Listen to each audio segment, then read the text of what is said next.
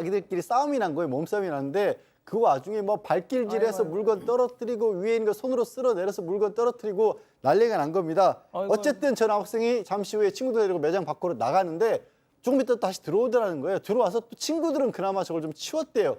근데 막상 저 남학생은 끝까지 치우지 않았다고 합니다. 자, 제보자는 5월 말부터 6월 말까지 한 달치 영상을 모두 확인했는데 뭐 거의 집 드나들듯 하더라. 문제예요. 한 달 중에 22일 정도 매장에 왔고요. 한번 오면 아주 오랫동안 있다가 갑니다. 어느 날은요. 오후 4시에 와가지고 새벽 4시까지 그 장장 12시간 동안 있다가 가고 또 문제는 뭐냐면 다른 곳에서 사온 것처럼 보이는 뭐 음료 같은 거, 샌드위치 그것을 매장에서 누워서 기다란 의자에 누워서 먹는 모습도 지금 보입니다. 평일인데도 보면 이렇게 먹고 있죠. 이렇게 맛있게 먹고 있네요. 평일인데도 등교도 하지 않고요. 자고 있는 것 같아요. 자고 있습니다. 예. 오전 10시가 넘도록 자는 경우도 있다라고 하고요. 그러니까 실제로 CCTV를 이렇게 돌려보다가 보면 매장 CCTV에 이 학생이 실시간으로 움직이는 모습도 포착되는 저렇게 되는 모습도 많이 보였다고 합니다.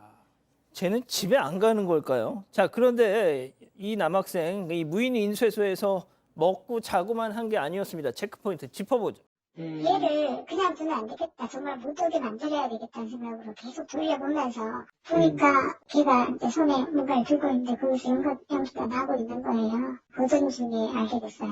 네, 그러면서 걔가 항상 쓰는 컴퓨터에 그게 있더라고요. 그래서 너무 놀라가지고 일단 저장했어요.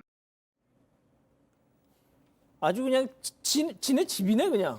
그렇죠. 제보자가 영상을 쭉 돌려보는데 남학생 주위로 연기가 이렇게 피어오르는 모습이 보였다고 합니다. 그러니까 뻐끔뻐끔 담배를 피우고 있었던 겁니다.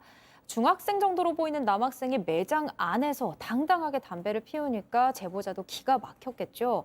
그런데 그 후에 손님들이 사용하는 컴퓨터를 관리하려고 매장에 갔다가 더 황당한 영상을 발견했습니다. 남학생이 주로 사용하는 컴퓨터가 오른쪽 끝에 있는 컴퓨터였다고 해요. 그런데 이 컴퓨터 안에 담배를 피우면서 남학생이 직접 찍은 영상이 저장돼 있었던 겁니다. 남학생이 뻐끔뻐끔 담배를 피우면서 마치 묘기 부리듯 연기로 도넛 모양 만들고 이런 모습들을 영상으로 찍어서 컴퓨터에 저장을 해뒀습니다. 야, 중학생짜리가 담배 피면서 도넛을 만듭니다. 예? 담배 연기로 교수님. 네. 그리고 이제 여기서 근데 이 충격적인 행동이 더 큰 충격적인 행동이 나옵니다. 이 도넛 만드는 건 정도는 이제 지금 약과고요. 이 학생이 오전 7시쯤 되는 때에 컴퓨터에 한 영상을 틀고 있었어요. 그리고 이제 그 앞에 서 있었는데 이 제보자의 주장에 따르면 그 남학생이 보고 있던 영상이 음란 동영상이었던 거예요. 그리고 한 1시간가량 정도 그 영상을 보면서 음란 행위를 또 했다라는 거예요.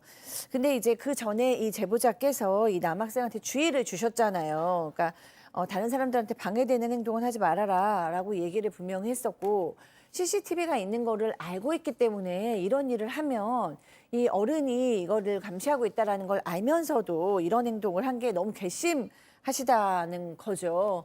근데 저는 지금 이 중학생이 뭐 여기 본인 방처럼 자기 집처럼 자기 아지트처럼 이제 삼은 것 같아요. 그래서 저는 두 가지 문제가 같이 있어 보이는데 하나는 이 아이의 비행 정도가 있는 거죠. 지금 여기서 뭐 싸움도 하고 담배도 피고 음란 동영상도 보고 상당히 좀 문제가 되는 문제 행동이 많이 나오고 있고 또 하나 굉장히 중요한 거는 지금 어른들의 관리나 이 아이를 보호하는 어른이 없어 보이거든요. 그래서 이 아이가 여기를 왜 오는지 갈 곳이 없어서 오는 건지 아니면 그냥 정말로 편안하니까 규율이 없는 곳에 가고 싶은지는 모르겠지만 청소년기의 충동성에 이 아이의 비행성에 거기에 이제 어른들의 무관심까지 합쳐진 결과인 것 같습니다.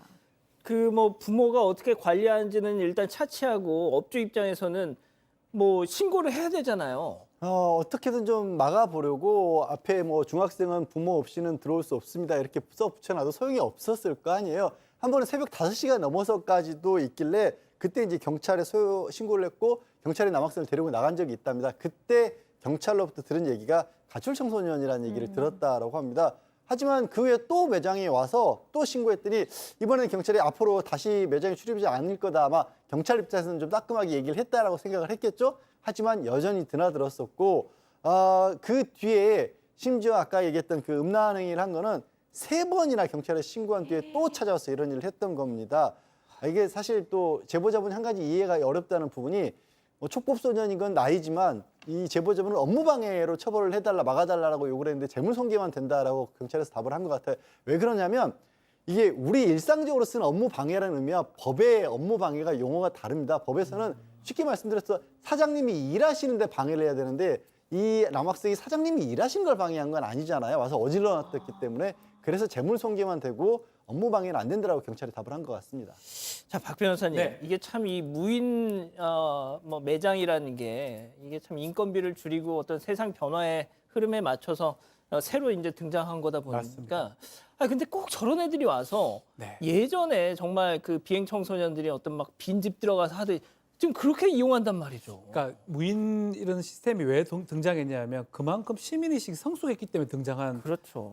것이거든요. 근데 지금 보면 퇴행적인 거예요. 그리고 어린 학생이에요. 지금 촉법소년에 불과한데 본인이 아주 이용하기 좋게 저기 들어가서 자기 뭐 속으린 양 행동을 하는데 글쎄요, 아주 심도 깊은 교육도 좀 필요한 것 같고요. 뭐 필요하다면 뭐 좀 처벌 부분도 좀 더 고민을 좀 해봐야 될 부분이 아닌가. 앞으로 무인 점포는 더 많거든요. 예. 그런 고민을 좀 해봅니다.